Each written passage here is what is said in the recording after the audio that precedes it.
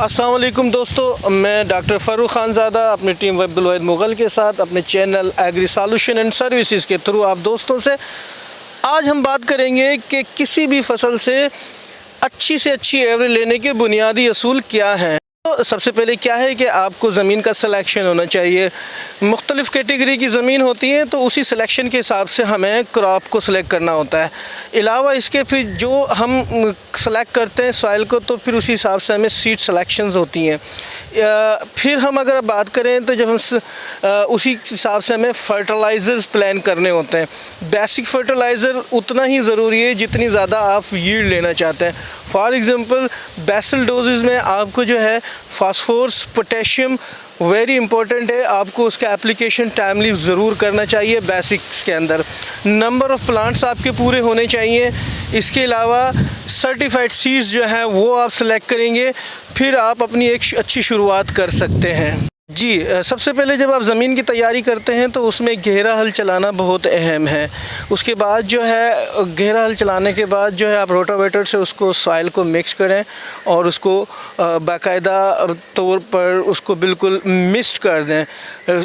After then आपको बहुत ज़रूरी है कि उसका लेवल बहुत इम्पोर्टेंट है। लेज़र लेवल जो है आपकी ज़मीन का लेवल भी बरकरार रखेगा, आपकी क्रॉप की जो है ना जर्मिनेशन से लेके उसकी ग्रोथ का भी बैलेंस बरकरार रखेगा। मज़ीद आपका पानी ज़ाया नहीं होगा, प्रॉपर्ली पानी जो है आपकी क्रॉप को लगेगा। प्लस जो है आपकी क्रॉप जो है जो ग्रो प्रॉपर करेगी, यूनिफॉर्म लेवल पे आपकी ग्रोथ होगी फसल की। फिर क्या होगा कि जब फ्रूटिंग स्टेज होती है किसी भी क्रॉप की, तो उस पर जो है ना एक साथ फ्रूटिंग्स आएंगी, एक साथ फसल आपकी पकने की तैयारी पर होगी। फिर इसी तरह जब आप उसको हार्वेस्ट करेंगे तो प्रॉपर्ली कोई भी जो है ना वेरिएशन नहीं होगा, मतलब तफरीक नहीं होगी, आगे पीछे फसल नहीं होगी, और उससे आपकी जो है ना हार्वेस्ट और कटाई जो है ना वो बाकायदा एक ही वक्त पर प्रॉपर होगी। तमाम फसल जो है ना टाइम से पक कर रेडी होगी और उसको आप टाइमली मैनेज कर सकते हैं। ये सारे के सारे जो है ना बेसिक्स हैं।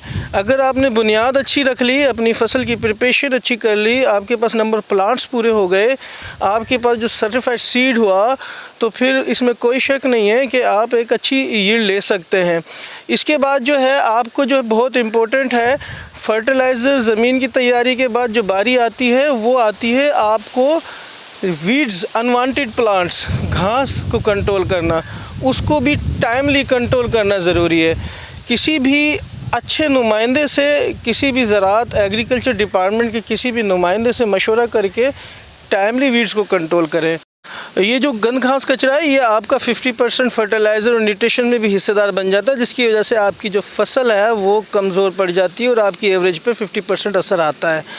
अलावा इसके फिर मुख्तलिफ़ किस्म की बीमारियाँ, पेस्ट, इंसेक्ट्स आते हैं जिनको आपने उनके ईटी लेवल के ऊपर कंट्रोल करना बहुत ज़रूरी है। अगर आप इसको ईटी लेवल क्रॉस करके कंट्रोल करेंगे, कंट्रोल तो हो जाएगा, लेकिन क्या होगा कि आपकी फसल बैक हो जाती है और फिर आपका जो है ना एवरेज पे इसका इम्पेक्ट बहुत ज़्यादा आता है। कभी भी कोई भी फ्रूट, कोई भी क्रॉप जो है रेडी हो और फ्रूटिंग स्टेज पर आ रही हो, तो इसका मतलब ये है कि अब आपकी फसल पकने के मरहले में है, और इसीलिए 30 से 40 डेज़ बिफ़ोर आप जो है ना पोटाशियम की एप्लीकेशन करें लाजमी।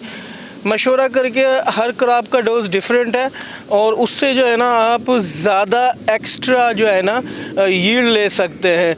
और किसी भी किस्म की फसल, ग्रेन फॉर्मेशन वाली जो फसल है उसके ऊपर अगर आप एमाइनो एसिड्स लाइक संजेंटा पाकिस्तान देती है, ईज़ाबियान, और फंजीसाइड्स का स्प्रे करेंगे जैसे कि एमिस्टरटॉप और या स्कोर का, और अलावा इसके डाइफिनाकोनाज़ोल, एक्जास्ट्रोबिन या डाइफिनाकोनाज़ोल का मिक्सचर करेंगे, तो उससे भी आपकी जो है ना यील्ड श्योर हो जाएगी, 30% और इंक्रीज़ हो जाएगी। तो इन चीज़ों को आप जहन में रखकर आप जो अगर अपनी प्लान को कंटिन्यू रखेंगे तो मैं समझता हूँ कि आपकी यील्ड बहुत अच्छी आएगी।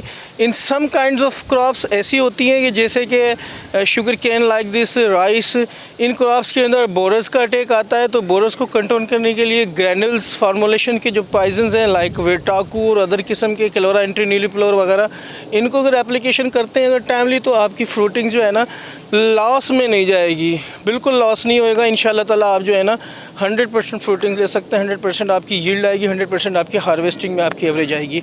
शुक्रिया।